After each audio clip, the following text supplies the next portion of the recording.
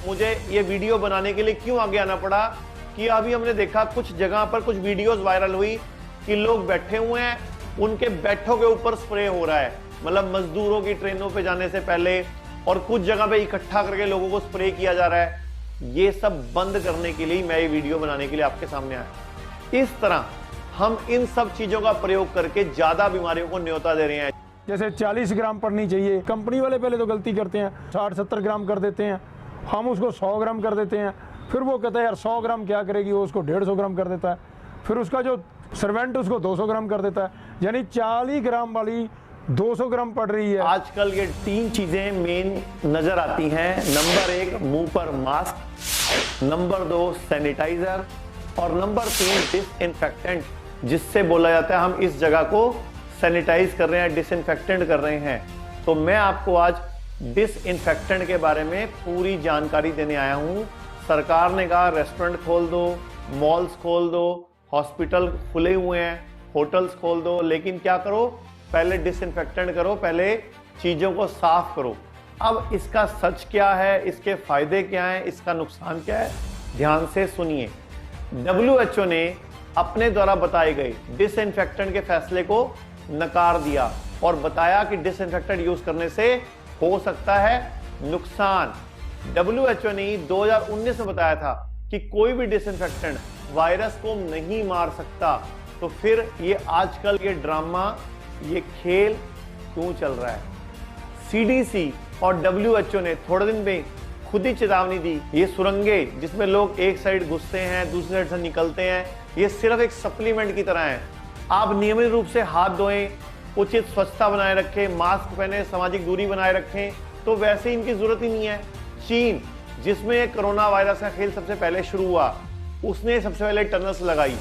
वहीं 25 फरवरी को न्यूज आई, चीन के एक्सपर्ट ने बताया कि इसके खिलाफ कि ये वायरस को नहीं मार सकती, इसका कोई फायदा नहीं, और टनल्स बंद कर दी गई। प्रूफ मैं आपको स्क्रीन पे दिखाता जा रहा हूं। इसके बाद तमिलनाडु, कर्नाटका, तेलंगाना, कश्मीर, वेस्ट बंगाल, केरला, बिहार, उत्तर प्रदेश, दिल्ली NCR, पंजाब, इन सब जगह पर भी डिसइंफेक्टेंट टनल्स, सैनिटाइजर टनल्स का प्रयोग किया गया, और धीरे धीरे भारत के और राज्यों में भी ये होने लगा।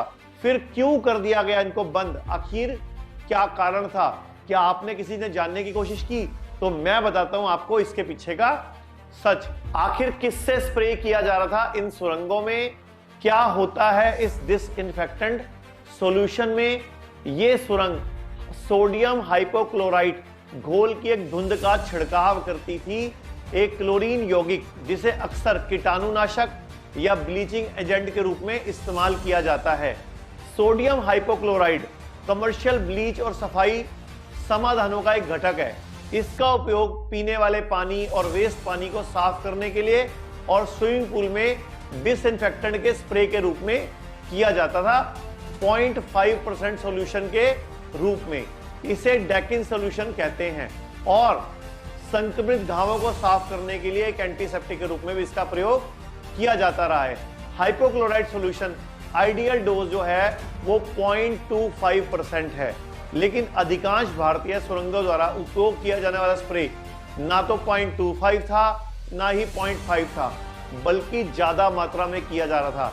तमिलनाडु के तिरुपुर जिले के एक बड़े बाजार में तो 1% का घोल था।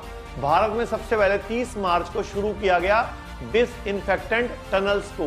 तमिलनाडु के तिरुपुर जिले में 16 अप्रैल को बंद भी कर दिया गया। उल्टा लोगों को छींके, जुकाम, बुखार की दिक्कत आने लग गई। महाराष्ट्र के भुसावल में भारतीय रेलवे लोको शेड ने एक सुरंग विकसित की थी, जिसकी लागत भी 10,000 रुपए थी। सुरंग में 3 नलिकाएं थी जो 3 से 5 सेकंड के लिए प्रति मिलियन सोडियम हाइपोक्लोराइड घोल का एक हिस्से का छिड़काव करती थी, जो लोग इसके पास से गुजरते थे। इसमें 500 लीटर की टैंक की क्षमता थी, जो इसे 15 घंटे से अधिक नॉन स्टॉप काम करती थी। महत्वपूर्ण बात यह है कि सोडियम हाइपोक्लोराइड के सॉल्यूशन में मामूली बदलाव त्वचा, आंखों की जलन से लेकर गंभीर जलन और हल्के से गंभीर दुष्प्रभाव तक हो सकता है। इस डिसइंफेक्टेंट को यूज करने के लिए गवर्नमेंट और हेल्थ गवर्नमेंट द्वारा कोई ढंग से गाइडलाइंस तक नहीं दी गई, क्योंकि उन्हें खुद ही नहीं पता था कि इसके नुकसान है, लेकिन फिर भी पूरे भारत ने, पूरे विश्व ने इसको यूज किया। तो क्या कारण है एक्चुअल मात्रा से ज्यादा प्रयोग होने का? आइडियल डोज क्या है? 0.25%, लेकिन बेचने के बाद अगला इंसान खुद ही डोज को 0.5% कर देता है। वहीं जो स्प्रे सॉल्यूशन बनाता है वो उसे अपनी मर्जी से 5% कर देता है, जैसे कि सारे वायरस को आज ही मार देगा। आपको याद होगा हम लोग बचपन में गेम खेलते थे, एक दोस्त के कान में कुछ बोलते थे, वो अगले के कान में कुछ बोलता था। 10 लोगों के बाद अगर दोबारा पूछते थे पहले वाले ने क्या बोला था और तुमने क्या सुना, तो पहली लाइन से लास्ट वाली लाइन बिल्कुल अलग होती थी। यही हो रहा है डिसइंफेक्टेंट के मामले में, यही हो रहा है भारत में पेस्टिसाइड के मामले में, जो फसलों पर छिड़का जा रहा है। कंपनी बोलती है 5% डालना है, दुकानदार उसको 10 कर देता है, जो खरीद के किसान लेके जाता है वो उसको 15 कर देता है, और जो कर्मचारी होता है वो उसको 20-25% कर देता है, और हमारे घरों में कैंसर आ रहा है। यही कोरोना के दौरान इंसानों पर या किसान के द्वारा सब्जियों पर किसी को नहीं पता था एक्चुअल मात्रा प्रयोग क्या करनी है। मैं अपने YouTube चैनल और Facebook चैनल पे इन तीनों के ऊपर कई वीडियोस बना चुका हूं, डिसइंफेक्टेंट पे भी, सैनिटाइजर पे भी और मास्क पे भी, और उसके अलावा कोरोना के खेल पे भी। आखिर क्यों बंद कर दिया गया इन सुरंगों को, इस छिड़काव को? ये वही सोडियम हाइपोक्लोराइड घोल है जिसका प्रयोग टॉयलेट को साफ करने के लिए किया जाता है, स्विमिंग पूल में पानी में बढ़े हुए क्लोरीन की मात्रा को नॉर्मल करने के लिए किया जाता है, जमी हुई फंगस शैवाल को निकालने के लिए किया जाता है। टेक्सटाइल इंडस्ट्री, कपड़े की इंडस्ट्री में सोडियम हाइपोक्लोराइड का प्रयोग कपड़ों को रंगने में किया जाता है। इसका प्रयोग मेटल इंडस्ट्री में साइनाइड बात को साफ करने के लिए किया जाता है। सोडियम हाइपोक्लोराइड का मानव शरीर पर बहुत ही ज्यादा हानिकारक प्रभाव पड़ता है, क्योंकि ये इंसानी शरीर के लिए नहीं बनाया गया था, लेकिन सरकार को सारी चीजें लेट समझ आती हैं। सोडियम हाइपोक्लोराइड 0.5% ज्यादा होने से 5% तक बढ़ जाने से नाक संबंधित, नेत्र संबंधित जलन हो सकती है, गले में खराश, खांसी हो सकती है और शरीर को बहुत गंभीर नुकसान हो सकता है। और यही हाइपोक्लोराइड का स्ट्रॉन्ग सॉल्यूशन अगर 10 से 15% का हो तो कई गंभीर नुकसान हो सकते हैं हमारे अंगों को, जिसमें मुख्यतः है दर्द, सूजन, छाले, हमारा रेस्पिरेटरी ट्रैक्ट, हमारी फूड पाइप में सूजन, इन्फेक्शन, आंख का गंभीर इन्फेक्शन, पेट में भयंकर दर्द, पेट में जलन, एसिडिटी, दस्त लग जाना, उल्टी लग जाना भी शामिल है। 19 अप्रैल को स्वास्थ्य मंत्रालय ने व्यक्तियों या समूहों पर रासायनिक कीटनाशक के छिड़काव के खिलाफ दृढ़ता से सलाह दी थी, क्योंकि इससे शारीरिक और मानसिक नुकसान हो सकते हैं।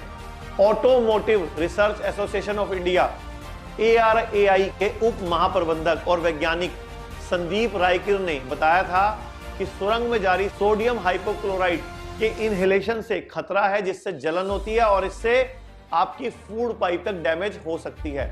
अभी भी समय है, थोड़ा अपने दिमाग को खोलो, नहीं तो अगली बार नई बीमारी होगी, लेकिन मरीज एक बार फिर आप ही होगे।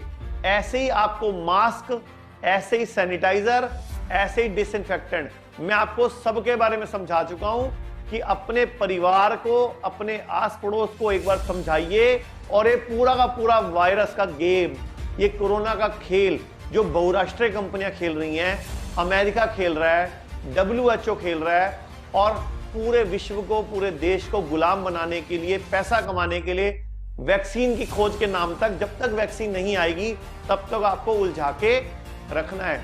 मेरे YouTube और Facebook चैनल पे WHO चाइना और कोरोना का षड्यंत्र नाम से पार्ट 1, पार्ट 2, पार्ट 3 से लेके 10-12 तक मैंने पूरी की पूरी सीरीज बनाई है, जिसमें वीडियोस हैं। YouTube से कुछ वीडियोस डिलीट हो चुकी हैं, जो भी आपको पता है आजकल वीडियोस डिलीट हो रही हैं, लेकिन मैं आपको बताऊंगा, मेरा सिर्फ एक ही मकसद है, आप लोगों को सही जानकारी देना कि एक बीमारी को ठीक करने के चक्कर में हम नई बीमारियों की चपेट में ना आ जाएं।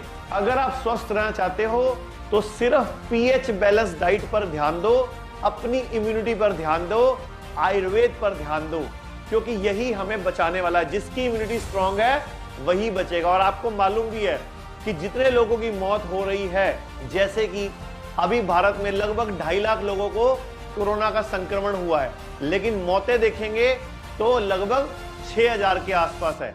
अब आप बोलोगे ये तो बहुत बड़ी संख्या है। नहीं, ये सिर्फ 3% है। तो लगभग 50 लाख के लगभग टेस्ट हुए तो 2.5 लाख लोग निकले, उसमें से 6000 लोगों की मौत हुई। तो 50 लाख के मुकाबले 6000 की मौत हुई ना, तो लगभग ये 1% हुआ। सिर्फ 1% भी नहीं, 0.1% हुआ। तो यही मैं आपको बोलना चाहूंगा कि मौतें इतनी नहीं हो रही जितना बड़ा ये डर का कारोबार है।